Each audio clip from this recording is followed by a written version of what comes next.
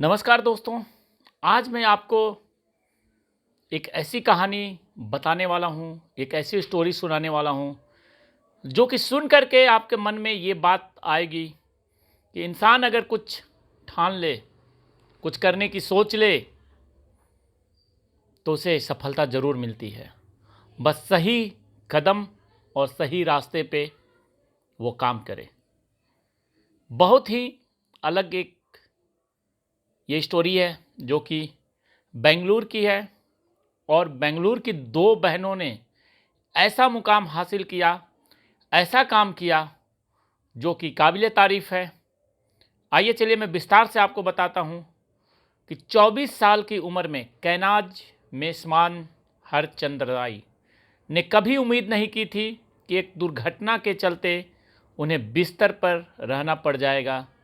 The institute of hotel management Mumbai और ओसीएलडी दिल्ली की पूर्व छात्रा कैनाज उदयपुर के ओबराय उदय विलास में पेस्ट्री शेफ थी।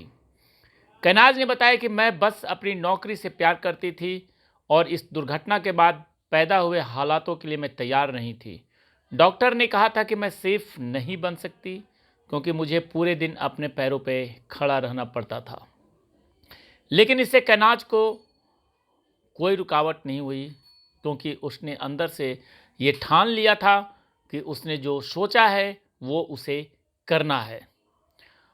और उसके बाद उन्होंने 2004 में अपनी बहन टीना वाक्यस के साथ थियोब्रोमा की स्थापना किया।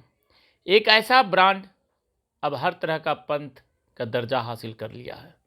शुरुआत थी लेकिन अब एक बड़ा ब्रांड बन चुका है। बेंगलुरु में हाल ही में थियोब्रोमा कैफ़े खोलने पर कैनाज कहती हैं, जब हमने शुरुआत की थी तब कॉफ़ी शॉप और पेस्ट्रीज का विचार उतना बड़ा नहीं था। अगर किसी को प्रमाणिक पेस्ट्री या क्रोइसेंट चाहिए तो वह केवल स्टार होटलों में ही उपलब्ध था। हम देखना चाहते थे कि क्या हम ऐसा कर सकते हैं।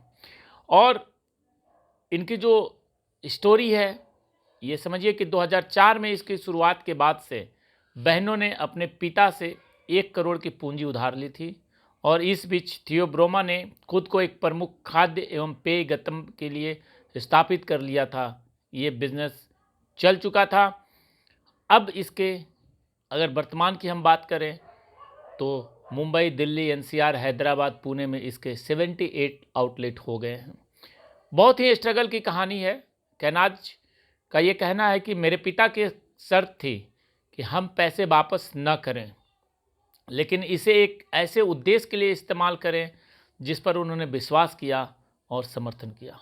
भोजन हमेशा इस यात्रा का एक महत्वपूर्ण हिस्सा रहा है। उसकी माँ कुछ बेहतरीन रेसिपी बनाती थी, इसके लिए अक्सर रात तक काम करती थी।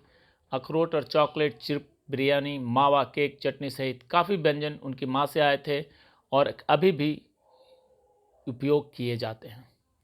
कैनाज कहती है कि हम इस यात्रा पर निकल पड़े, केवल वही बनाने के लिए सहमत हुए जो हम खुद खाना पसंद करते थे।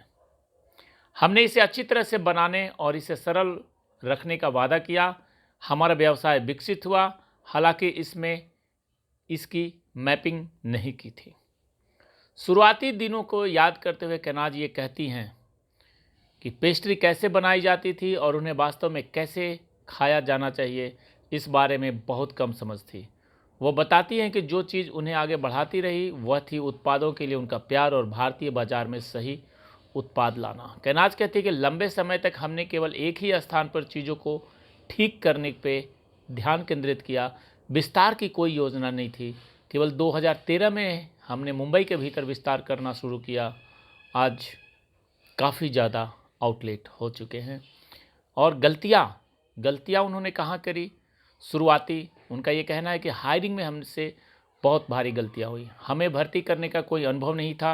बेशक हमने गलतियाँ की, वो लोग यात्रा का हिस्सा थे। शुरुआती दिनों में हायरिंग को गंभीरता से नहीं लिया जाता था, लेकिन हमने जल्दी ही महसूस किया कि यह किसी भी व्यवसाय का सबसे महत्वपूर्ण हिस्सा है। हमने इसके बाद सही ढंग से लोगों को काम पर रखा। जो शुरुआती दिनों में हमारे साथ थे वे अभी भी थियोब्रोमा का हिस्सा है। 2008 के आसपास के वर्षों में एक सीईओ को काम पर रखने से भी व्यवसाय को बढ़ाने में मदद मिली। शुरुआती दिनों में परिवार एक साथ आकर डिलीवरी कराने का काम करता था। कंपनी ने 2010 में आईसीआईसीआई वेंचर से $20 मिलियन जुटाए थे, जिसका उपयोग कंपनी को स्केल करने के लिए किया गया था। थिरोमा कंपनी के जो कैनाज हैं उनका ये कहना है कि फूड इंडस्ट्रीज व्यवसाय चलाना इतना आसान नहीं है। एक पेशेवर टीम के साथ आने के बाद आपको नियंत्रण देना सीखना पड़ता है।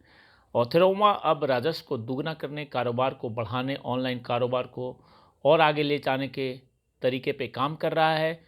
जो एक शुरुआती ऐसा था कि शुरुआत काफ़ी अच्छा हुआ था, लेकिन कैनाज का एक्सीडेंट के बाद ऐसा लगा कि ये बिज़नेस चौपट हो जाएगा, बंद हो जाएगा। लेकिन उन्होंने हार नहीं मानी और उन्होंने ये सोच रखा था कि उन्हें इस काम में आगे बढ़ना है और इसके लिए काफ़ी कड़ी मेहनत किया उन्होंने। और आज कैनाज का ये जो थिरोमा ब्रांड है ये पूरे देश में मशहूर है और इसके 78 आउटलेट हैं। इनका एक चीज़ और कहना है कि बीच में जो कोविड की महामारी आई उसमें काफ़ी कुछ परेशानियों का सामना करना पड़ा। उनका ये कहना है कि जब हमने शुरुआत की थी तब कॉफ़ी शॉप और पेस्ट्रीज का विचार उतना बड़ा नहीं था, लेकिन धीरे धीरे जब महामारी आई तो ऐसा लगा कि ये बिज़नेस पूरा चौपट हो जाएगा और इसमें काफ़ी कुछ ख़त्म होने वाला है।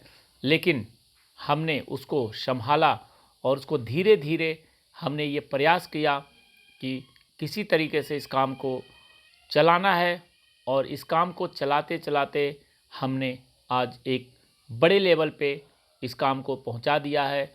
कहने का मतलब ये है कि अगर आपके मन में ये लगन है, अगर आपको ये लगता है कि आप कुछ करना चाहते हैं, तो आपका अटल निर्णय और अटल इरादा आपको कहीं नहीं डिगा सकता है। ऐसे हमारे देश में बहुत सारे स्टोरी हैं, बहुत सारे ऐसे कह सकते हैं कि प्रेरणादायक स्टोरियां हैं, जो कि ये दिखाता है कि इंसान अगर कुछ करने की ठान ले, अगर उसके मन में कुछ है, तो वो सफलता उसे ज़रूर मिलती है। मैं आपको एक्चुअली इस चैनल पे इस तरीके की स्टोरी रोज़ाना एक स्टोरी लाऊंगा जो कि भारत के अंदर या पूरे विश्व में किसी ने भी स्ट्रगल करके और अपने बलबूते पे अपने आप को स्थापित किया है किसी भी इंडस्ट्रीज़ में। अगर आपके पास भी कोई ऐसी जानकारी हो तो आप मुझे मेरे पर्सनल जो मेरा ईमेल आईडी है ravitiwari@gmail.com उस पर मुझे स्टोरी शेयर करें। और मेरा ये प्रयास होगा कि ऐसे प्रेरणादायक स्टोरी और जिन्होंने स्ट्रगल करके खुद को अपने आप को स्थापित किया है समाज के लिए, बिज़नेस के लिए, स्पोर्ट्स के लिए, किसी भी क्षेत्र में, खास करके महिलाओं और महिलाओं का जो एक सफ़र है, वो सारी चीज़ों को मैं अपने इस यूट्यूब चैनल पे लाने का प्रयास करूँगा। अगर आपको मेरा ये जो कल भी मैंने एक पीयूष तिवारी की स्टोरी पोस्ट की थी वो आपको कैसा लगा, ये कैसा लगा, क्योंकि हमें इस समाज में जो लोग अच्छा काम कर रहे हैं उनको आगे बढ़ाने के लिए हमें आगे आना चाहिए। तो मुझे ज़रूर आप बताएं कि आपको ये स्टोरी कैसा लगा, कमेंट करके बताएं और कोई सुझाव हो तो वो भी ज़रूर दें। और मेरे इस चैनल को सब्सक्राइब आप ज़रूर कर लें, क्योंकि आपको अब इस चैनल पे कुछ अलग भी देखने को मिलेगा। तब तक के लिए जय हिंद, जय भारत।